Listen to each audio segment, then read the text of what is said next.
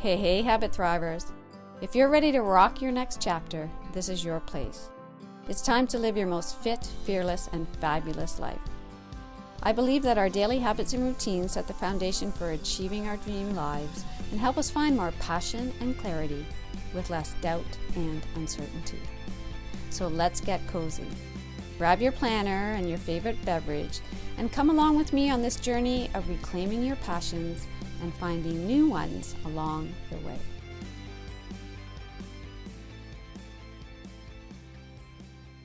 Welcome to episode 139 of the Habit Thrive podcast, a podcast for women in their me now years. Hi, I'm Lori, your host, and each week we come together to create habits, routines, and rituals to reclaim our power and our awesomeness to live our best chapters yet. In today's episode, science-based benefits of hugging, the daily habit to boost your happiness, immunity, connection, and joy.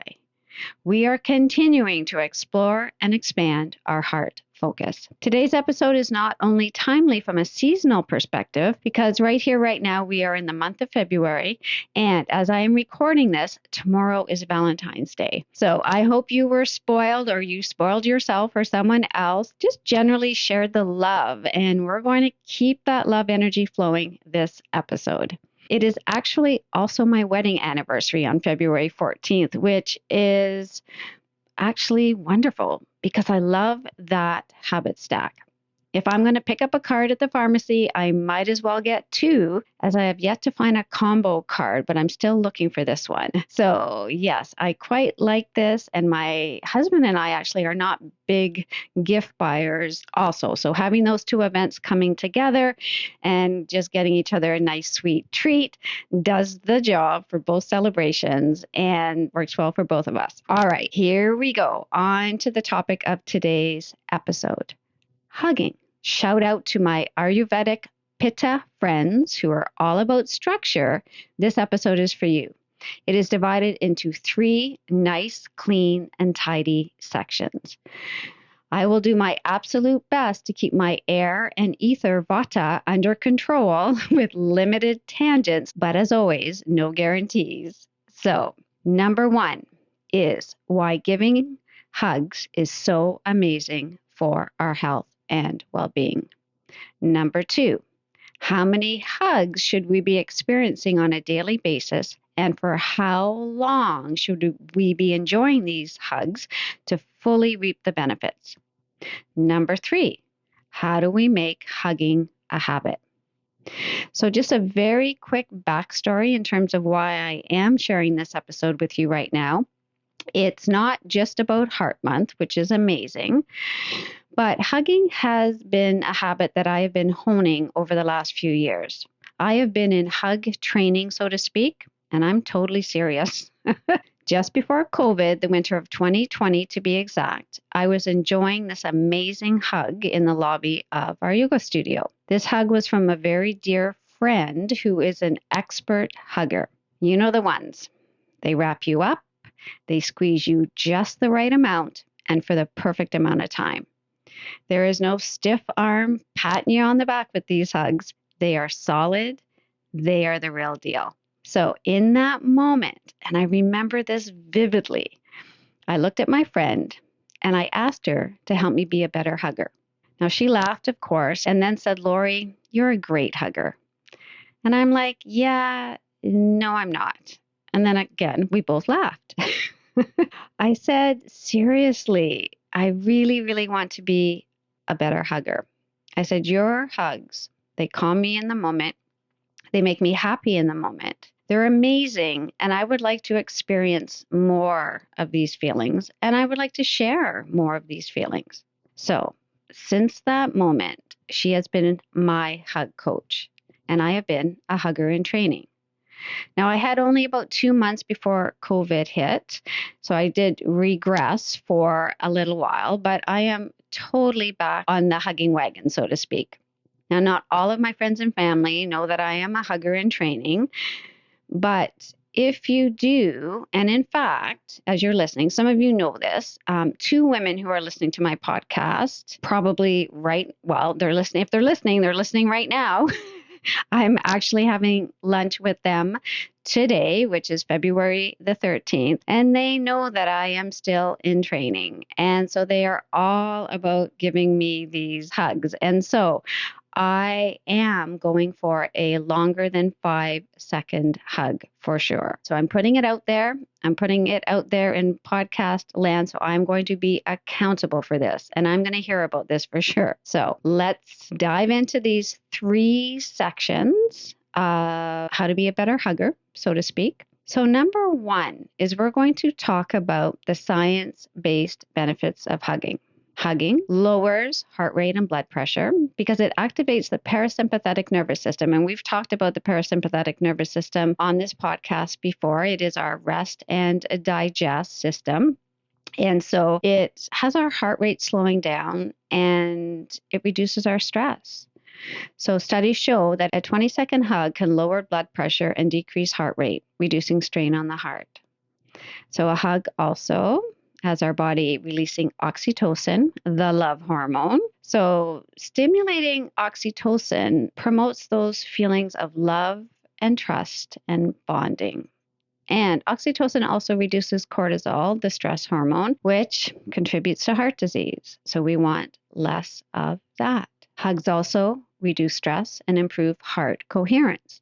Heart coherence is something that we've talked about on this podcast before as well. And if you do a quick Google search on heart coherence, you will be absolutely astounded on the research and just over the last few years. So hugs decrease levels of stress hormones, making the heart work more efficiently. A study from the University of North Carolina found that people who received regular hugs had better heart rate variability. And that's different than our heart rate. So heart rate variability is really the resilience of our heart in between beats. And it's a great indicator of heart health. Hugs also strengthen emotional resilience. Physical touch like hugs create a sense of safety and emotional balance. Hugs reduce chronic stress, anxiety, feelings of loneliness, which again are not just from COVID. Some of this stuff has been hanging on for years now. And so hugs helping with this for the giver and the receiver. So we're going to talk about that in a moment as well. Hugs enhance circulation and immune function because they improve blood flow, which keeps the cardiovascular system functioning well, also boosting our immune system, reducing inflammation, which is linked to heart disease. So if you have been thinking that you want to get on the hugging train, these science-based reasons, I was actually blown away. And so this is why I love doing this podcast, is I get to dig into and share more of this information with you.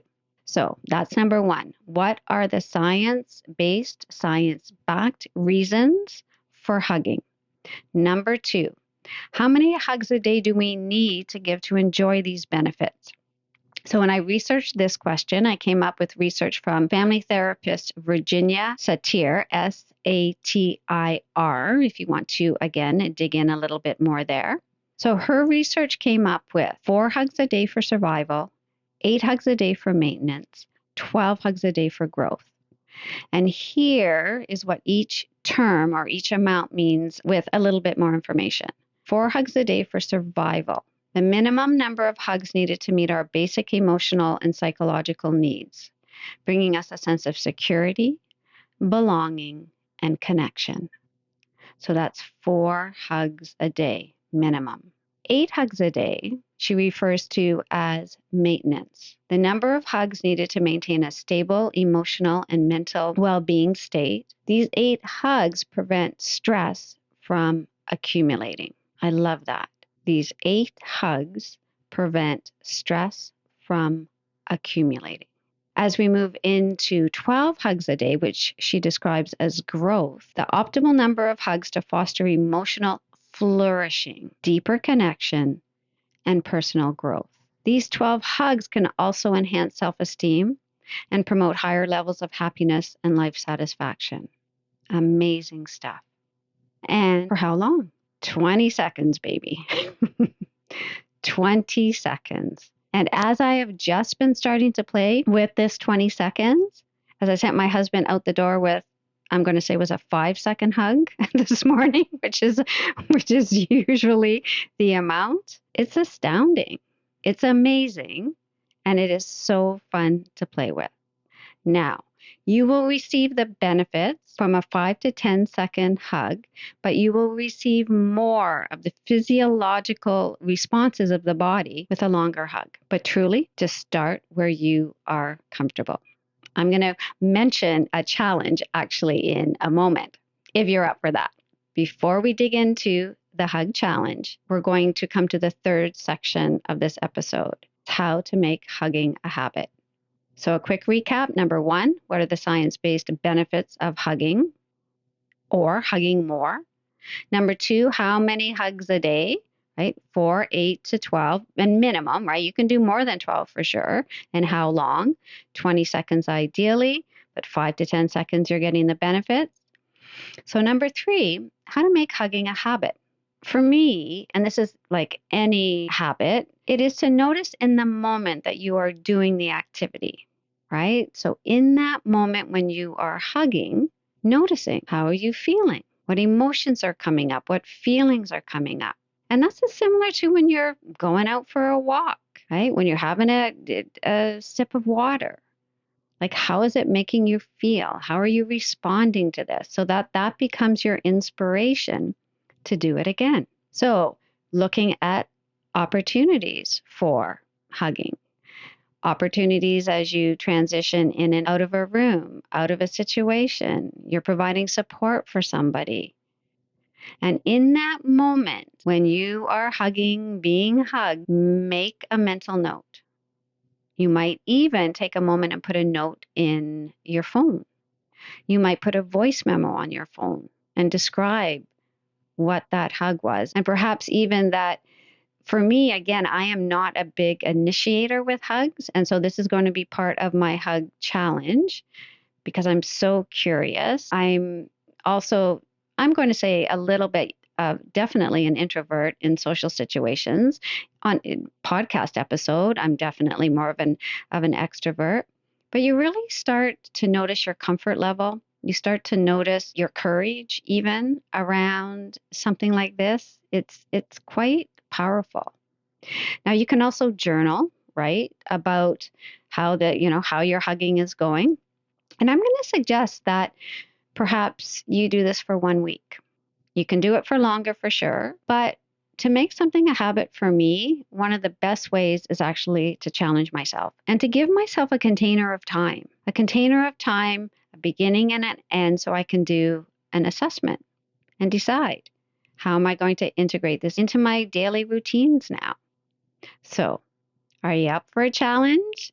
Right? Are you up for a hug challenge? So you can choose your number right here in February. Now, you might be listening to this episode at another time.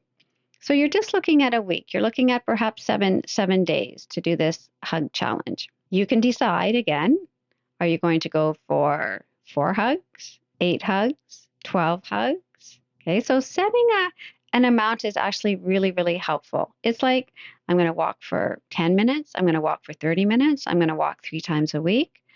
So really taking that same principle, okay, and setting a goal for on a daily basis, right? You can set your weekly goal if you want around your hugs. So, and your starting point and your end point so that you have that container and you have that goal. So I'm going for, and I'm going to start today. So today is February the 13th, and I'm going to go for 8 hugs a day. Now, I could go for 12 and I might surprise myself. And here's the thing with all of us, we might surprise ourselves. But I want to win on my first hug challenge for myself. We're not in competition, everybody. But I'm going to set that for 8 hugs. And am I going for that 20 seconds? It's going to depend. I'm still mulling that over a little bit. So I'll fill you in on that next week, actually. Now, there might be some questions that are coming up for you on this when you're thinking about, I want to do this hug challenge. One of my first questions, does my pet count? Many of you know Jammers, my 16-year-old terrier poodle combination who loves her hugs from family members, but is not a big huggable dog. She's not even a little huggable dog. So it is a question. Do my pets count?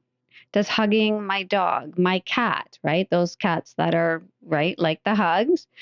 And yes, it does. Absolutely. Now, I would say to mix and match it so that you're not setting your hugs like 8 or 12 hugs a day just from your dog. I'd like you to challenge yourself a little bit, but to absolutely record that and notice how they make you feel as well. So dog, cat, even when I'm researching it, it's like, doing like stroking your bird or stroking your hamster, like that even counts.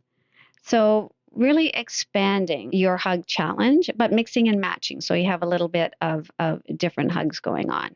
Another question. What about hugging people who don't want to be hugged? Short answer, don't hug them. And that goes for your cat and that goes for your pet as well. It's really important, I find, certainly with people who you don't hug regularly with and maybe you don't know as well, to ask, can I give you a hug? It's just so nice. And it's even, well, common courtesy. I even think of the people that when I'm walking jammers on the boardwalk and they say, can I pet your dog? I love that. Because people who reach out and try to pet jammers, it doesn't always end well. She just, on both effects, right? She gets scared, and so it's the same thing. So, can I give you a hug? And if they pause for a moment, then yeah, I'll just let you decide. It's just all really curious and all really interesting, and it's all part of the challenge and the exploration. I have one friend in particular who does not like to be hugged. She is a petite woman and she's actually had neck pain and back pain after some serious 20-second, I'm guessing, pretty strong hugs. And so she says, absolutely no with hugs. And then I have my 91-year-old mother-in-law. I absolutely do not go in for a strong 20-second hug. But I am going to examine my little 5-second pat on her back hug, because that is in fact what I do. Full disclosure. And so I'm going to change that up a little bit and play with that a little bit. And again, what we are careful with hugs is actually we are in cold and flu season. All of that, right? So all of this stuff comes into play. And that also comes into play with our older family members. So it's just, again, interesting.